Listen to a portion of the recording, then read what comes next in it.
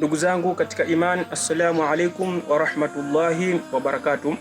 Ndugu katika imani, leo mbele yetu hapa tuko na Maalim Saud bin Isa.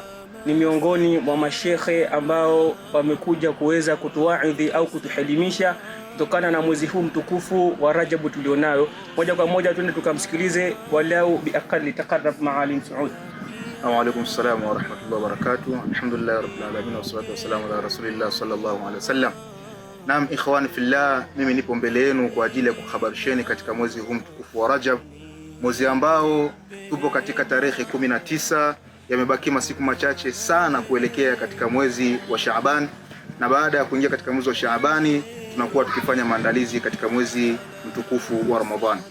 Cha kuhabarisheni ndugu zangu Waislamu, napenda kukuhusieni kwa siku ya leo kwamba kwa wale Waislamu wote ambao bado wana madeni ya mwezi mtukufu wa Ramadhani ule uliopita, tufahamu ya kwamba tupo tunauelekea mwezi mtukufu wa Ramadhani mwingine. Kwa hivyo usia wangu mkubwa ni kwamba usitukute mwezi huu mtukufu wa Ramadhani bado tukiwa na madeni ya mwezi ulioisha, kwa sababu hukumu yake itakuwa ni kwamba faliyasum shahraini mutatabi'aini.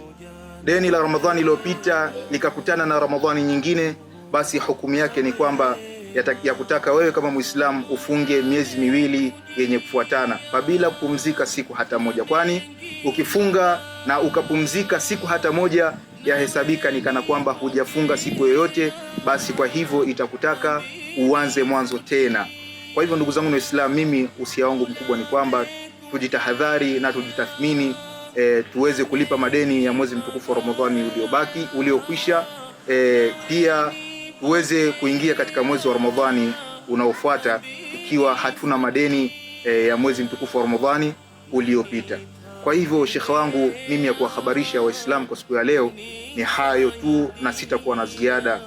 Labda nikurudishie shekhe wangu uweze kuwaambia lolote Waislamu wanaotufuatilia katika channel yetu pendwa ya Tajidu Media inshallah. Assalamu alaykum wa rahmatullahi wa barakatuh. Wa alaykum salam wa rahmatullahi wa barakatuh.